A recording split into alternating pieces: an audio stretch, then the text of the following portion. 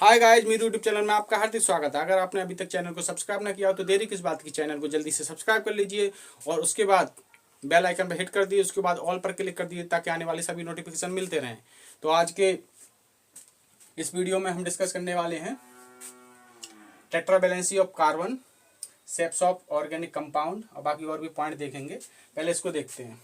ये general organic chemistry का आपका लेक्चर नंबर 3 है। तो इसमें टेट्रा वैलेंसी ऑफ कार्बन, ये बात क्या बता रहा है कि कार्बन की वैलेंसी कितनी होती है, 4। टेट्रा में 4 होता है।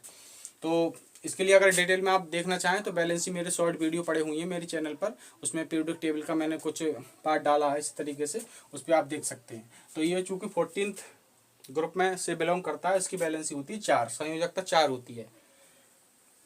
तो ये 4 होती है। जैसे आपने एक मॉलिक्यूल सुना होगा, शॉर्ट में मैं बता दे रहा हूँ, ये बहुत ज़्यादा फेमस मीथेन CH4। तो उसमें स्ट्रक्चर क्या होती है, कार्बन जो है 4 हाइड्रोजन एटम से इस तरीके से ये जुड़ा हुआ रहता है। लेकिन रियल में ये बिल्कुल इस तरीके से जुड़ा हुआ नहीं रहता।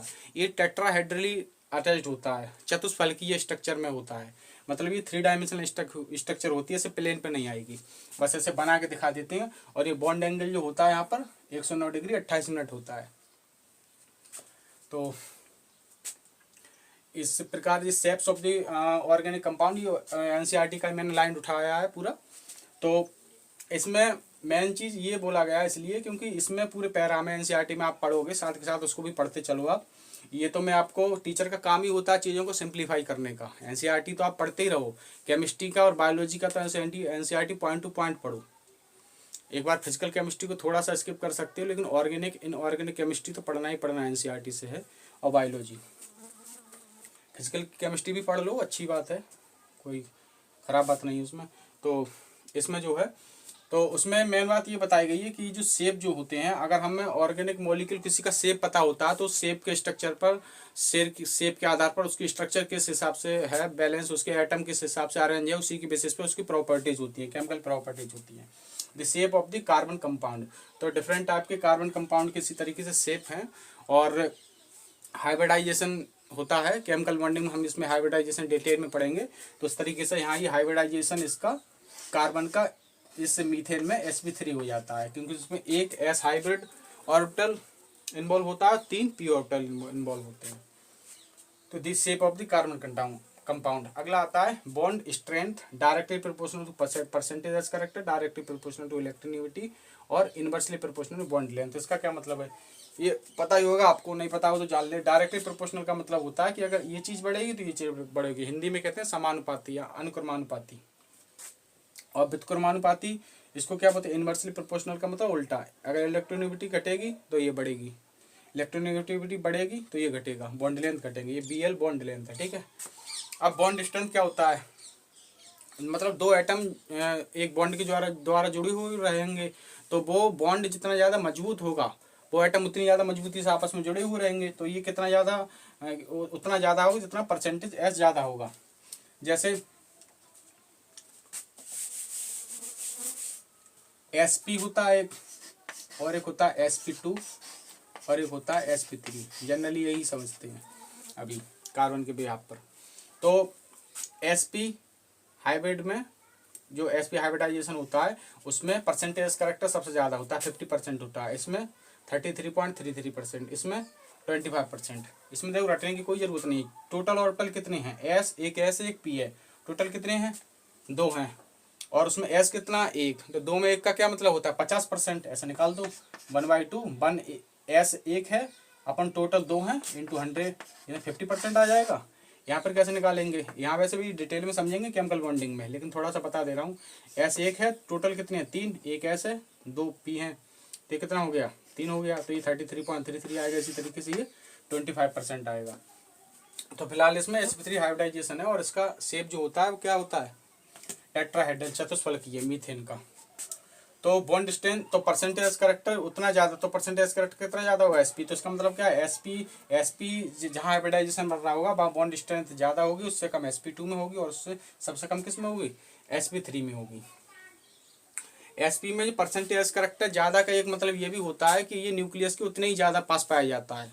ये NCERT की सब लाइन है, उतना ही जितना ज़्यादा पास होगा उतना ही बॉन्ड स्ट्रेंथ मजबूत होगी, क्योंकि न्यूक्लियस पर हम जानते हैं पॉजिटिव चार्ज होता है, तो वो उतने अच्छे से उसको बांधे रखता है। तो ये परसेंटेज करेक्ट है, उतना ज़्यादा होगा।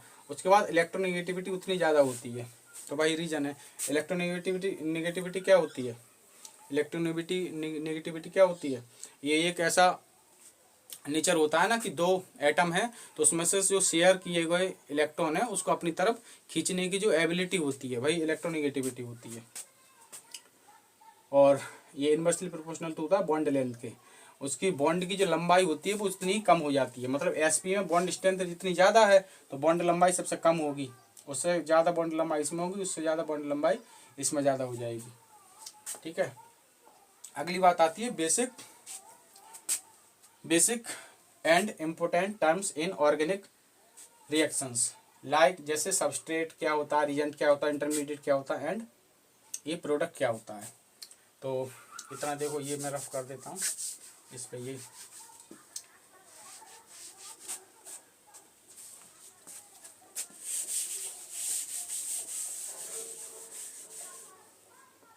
इस पे ये समझाते हैं।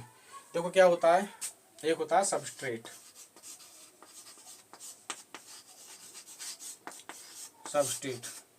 इस पे ये रिएजेंट इस पर अटैक करता है और फिर बनता है प्रोडक्ट।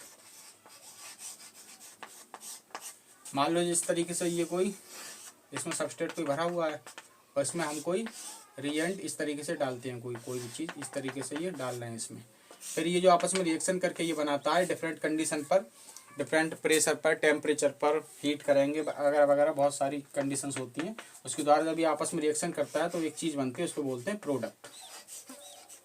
और कुछ रिएक्शन में बीच में जो रिएक्शन 2 स्टेप में होती है उसमें बीच में एक चीज़ भी बनती है, उसका नाम होता है इंटरमीडिएट। तो ये चौथी चीज़ क्या हो गई? इंटरमीडिएट। सबस्ट्रेट, रिएजेंट, इंटरमीडिएट और प्रोडक्ट। तो सबस्ट्रेट क्या होता है? रिएक्शन करने वाला कोई एक चीज़ रखा हुआ है, उसमें दूसरा एक अटैकिंग रिएजेंट आकर दूसरी चीज़ जो डाली जा रही है उसको बोलते हैं रिएजेंट। ठीक, फिर वो जो आपस में रिएक्शन करके बनाते हैं वो होता है प्रोडक्ट। तो इसमें देखो, आपको एग्जाम्पल देके बता दे रहा हूँ कुछ। जैसे आपकी एक रिएक्शन ये होती है, जैसे Cl है और ये KOH की प्रेजेंस में है, KOH। रियल में इसमें मीडियम कैसा होता है? एक्वस मीडियम जब लेते हैं तब क्या होता है, ये इसको Cl को रिप्लेस करके यहाँ OH आ जाता है। तो इसमें रियल में क्या हुआ? ये क्या होगा? सबस्ट्रेट हो गया ये हमारा, ये क्या होगा? रिएजेंट हो गया, और ये क्या होगा? प्रोडक्ट हो गया। अब ऐसे दूसरी रिएक्शन देख लेते हैं, इस तरीके से ये क्या होता है,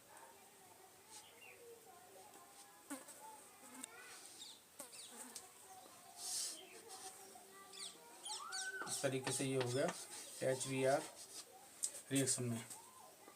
अब इस तरीके से रिएक्शन होती है तो ये यहाँ पे जाके इस तरीके से ये Br लग जाता है, इस तरीके से ये रिएक्शन हो जाती है।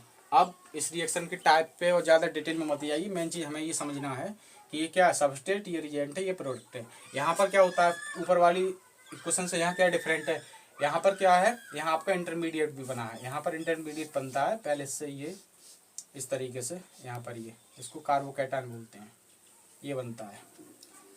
तो इसके बाद इंटरमीडिएट के बाद ये बनता है, ये इस वाली रिएक्शन में नहीं बना है, और ये अनस्टेबल होता है। अगर स्टेबल होता तो रिएक्शन यहीं रुक जाती ना, ये स्टेबल होता है तब ये अनस्टेबल होता है इंटरमीडिएट, तब ये स्टेबल होने के लिए इसमें प्रोडक्ट में चेंज होता है।